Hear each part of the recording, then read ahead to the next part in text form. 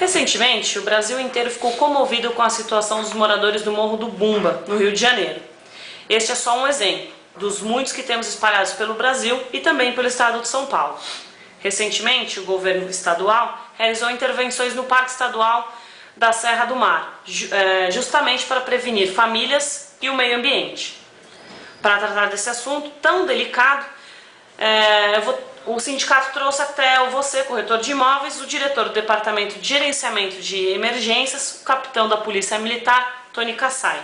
Capitão, é um prazer recebê-lo na TV O Corretor. Satisfação é toda nossa. Como prevenir essas ocupações irregulares do solo? Essa prevenção, essa fiscalização deve ser feita por parte da municipalidade.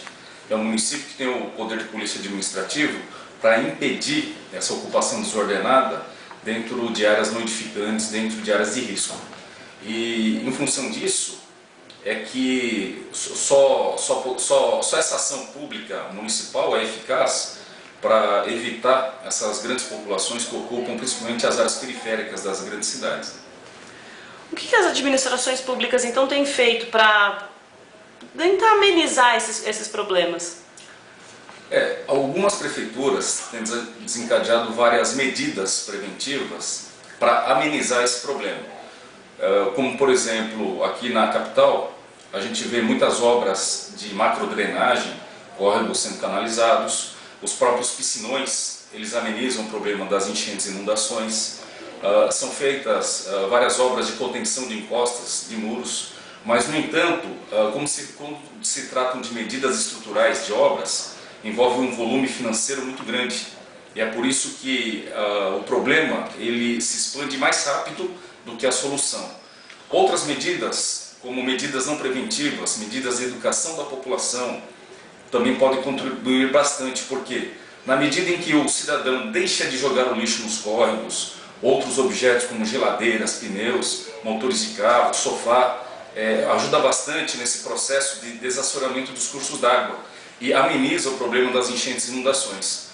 Com relação aos escorregamentos de terra, as populações precisam ser orientadas a não lançar água servida nos taludes, não jogar lixo nos morros, evitar plantação de bananeiras. Então são várias medidas educativas da própria população e as medidas públicas de obras que podem amenizar esse problema hoje no Brasil. Por que é tão difícil tirar as famílias dessas áreas de risco?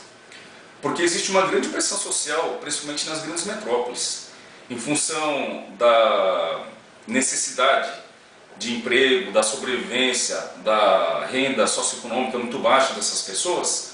As pessoas de menor renda, as famílias de menor renda acabam sendo levadas nas periferias e essas áreas de encostas, de taludes, de morros, são áreas com menor valorização imobiliária. Por isso que essas áreas normalmente são ocupadas por essas famílias que têm uma menor possibilidade financeira.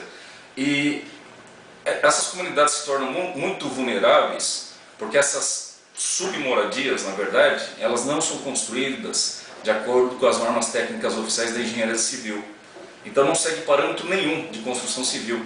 Por isso que nas chuvas mais intensas, essas casas, sendo muito frágeis, elas sofrem problemas com desmoronamento, escorregamentos de terra. E o próprio corte nesses taludes, nesses morros, é feito sem técnica nenhuma.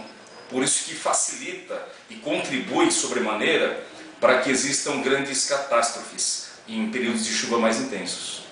Nós temos como mensurar o impacto ambiental causado por essas ocupações? Com certeza.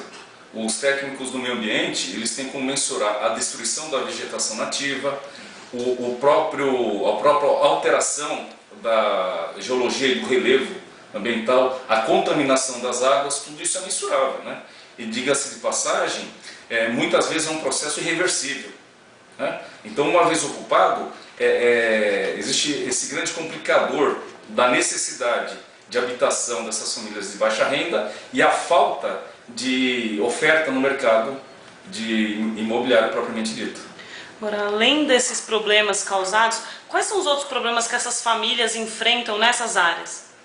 Bom, hoje é presente a violência urbana nessas áreas favelizadas, né, como o narcotráfico, tem muito problema de infraestrutura pública, que seriam os hospitais, problema de saúde, problema de saneamento básico de sistemas de esgoto, problemas de transporte, educação, quer dizer, é uma somatização de problemas, né?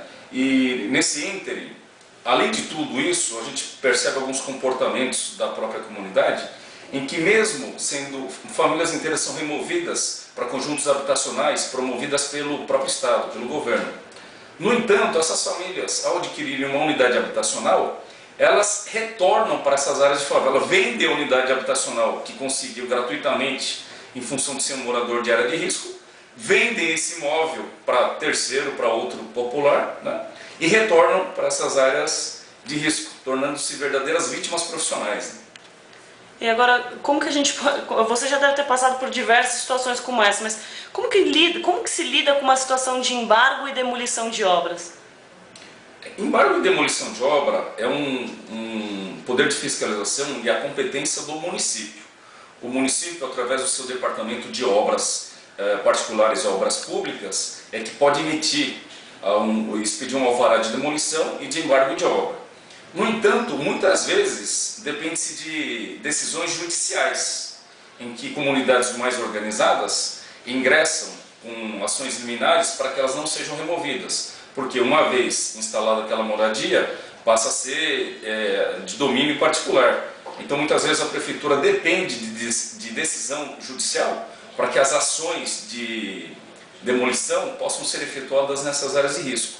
E muitas vezes é um processo moroso, não é uma questão assim tão simples. Nós temos comunidades aí, por exemplo, nos bairros Cota, lá da Serra do Mar, que nós estamos falando em 14 mil pessoas. Não é simplesmente demolir e embargar a obra. A questão social é onde colocar essas famílias em local seguro.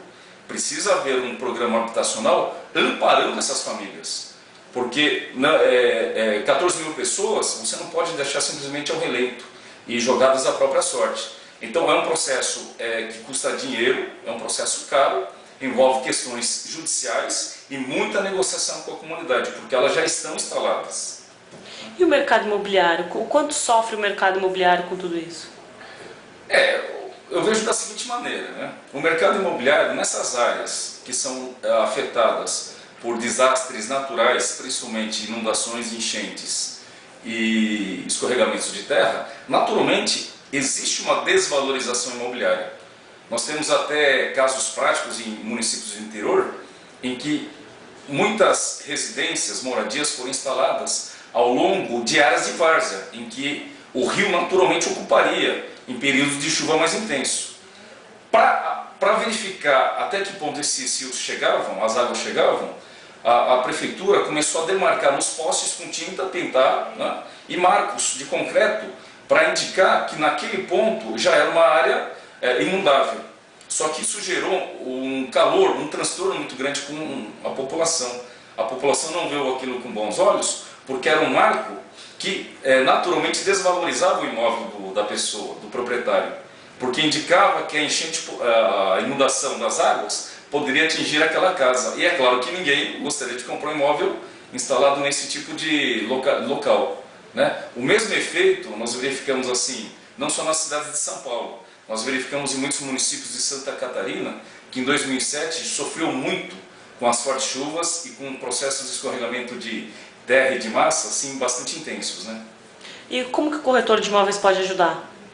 Bom, o profissional do setor imobiliário que faz a negociação do imóvel, primeiro ele pode ajudar e contribuir bastante com a sociedade a partir do momento que ele não participa de loteamentos irregulares e a venda de imóveis em áreas de risco dentro da municipalidade. Acho que essa é a grande contribuição. Se ele não vislumbrar somente o lucro, mas vislumbrar o seu papel social, que é a comercialização de imóveis instalados em locais seguros, já contribui bastante com a sociedade. Eu acabo de conversar com o capitão da Polícia Militar, Tony Kassai. E corretor, eu vejo você na semana que vem. Até uma próxima.